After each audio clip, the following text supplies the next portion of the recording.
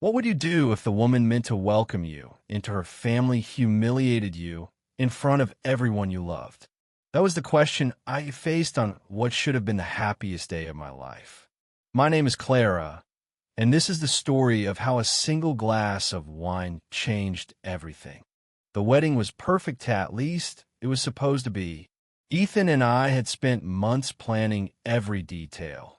The garden venue draped in fairy lights, the soft hum of a string quartet, the scent of roses floating through the summer air. I felt like a princess in my flowing white gown, my heart swelling as I walked toward the man I loved. Ethan's warm smile anchored me, his hazel eyes promising a future we dreamed of together.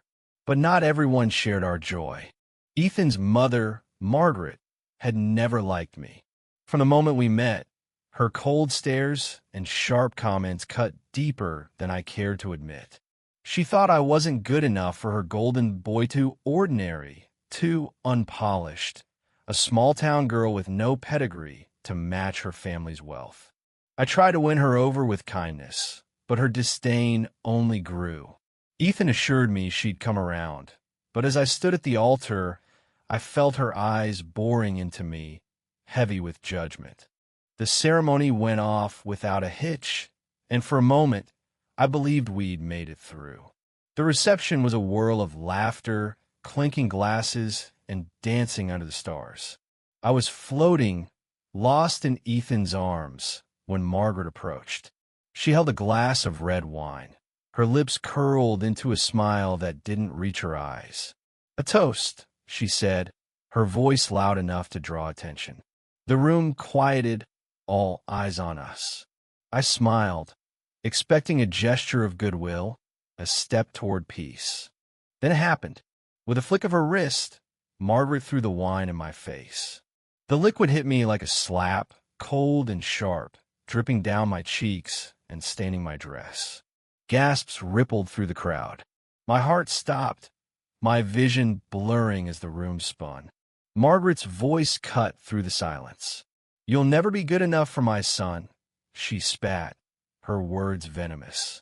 Ethan froze, his face pale. I stood there, humiliated, the weight of every stare crushing me. I could have run.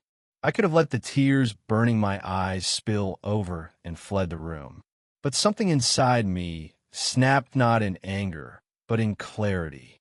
I wasn't going to let this woman define me. Not today, not ever. I wiped the wine from my face, my hands trembling, but my resolve steady. The crowd waited, breathless, for what I'd do next. That's when I saw her missus, Lila, the elderly florist who'd crafted our centerpieces.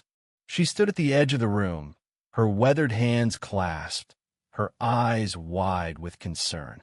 Lila was a stranger to most of the guests, a quiet woman who'd worked tirelessly to make our day beautiful. But to me, she was more.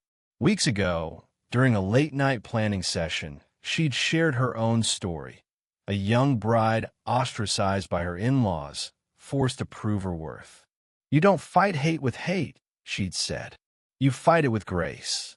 Her words echoed in my mind now, a lifeline in the chaos. I took a deep breath and turned to Margaret. "I'm sorry you feel that way," I said, my voice steady despite the knot in my throat. "But I love Ethan, and he loves me. That's enough for us." Then, instead of retreating, I walked to the center of the room, wine still dripping from my dress. I picked up a microphone from the bandstand, my hands shaking, but my heart resolute. "Ladies and gentlemen," I began, my voice carrying over the stunned silence. "I know this isn't how anyone expected tonight to go, but I want to tell you something about love." I glanced at Ethan, who looked at me with a mix of awe and worry. Love isn't about perfection. It's about choosing each other every day, even when it's hard, even when someone tries to tear you apart. The room was silent, every eye on me. I could feel Margaret's glare, but I didn't falter. "I choose Ethan," I continued, "and I choose to stand here, not because I'm perfect, but because I'm his partner.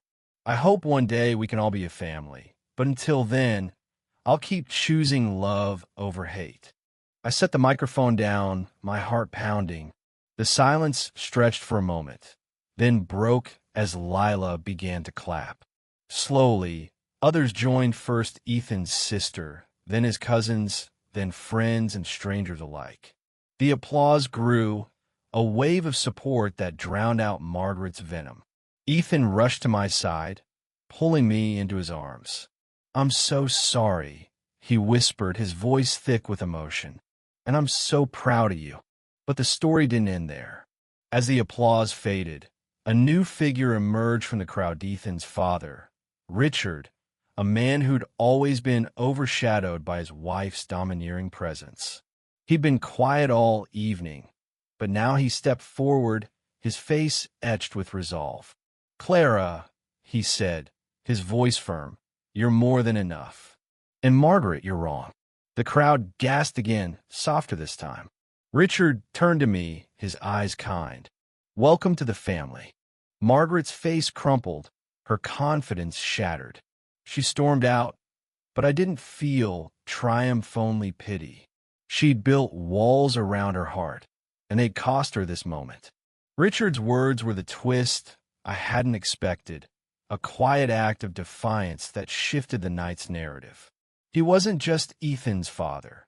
He was a man who'd chosen to stand up, perhaps for the first time, against the woman who'd controlled their family for decades. The rest of the night was a blur of healing. Guests approached me, offering hugs and kind words. Lila found me later, her eyes twinkling. "You did it," she said. "You fought with grace." Ethan and I danced again, my stained dress a badge of courage. Margaret's absence left a void, but it also left space for something new, family redefined by love, not judgment. In the days that followed, Ethan and I talked about what happened. He apologized for his mother's actions, but I told him it wasn't his fault. We agreed to set boundaries, to build our life together on our terms. Margaret reached out weeks later, her apology stiff but genuine. "I don't know if we'll ever be close, but I'm open to trying for Ethan, for the family we'll create." Looking back, that glass of wine was more than an attack. It was a test. It forced me to choose who I wanted to, but not just for Ethan, but for myself. I could have let Margaret's cruelty define me, but instead, I chose grace, just as Lila had advised. And in doing so, I shocked the entire wedding not with anger, but with the quiet power of love and resilience. That night taught me something I'll carry forever. The greatest victories aren't won by fighting back with the same weapons used against you. They're won by standing tall, speaking truth, and choosing love, even when it's the harder path. And as I look at Ethan now, my partner in every sense, I know we'll face whatever comes next together.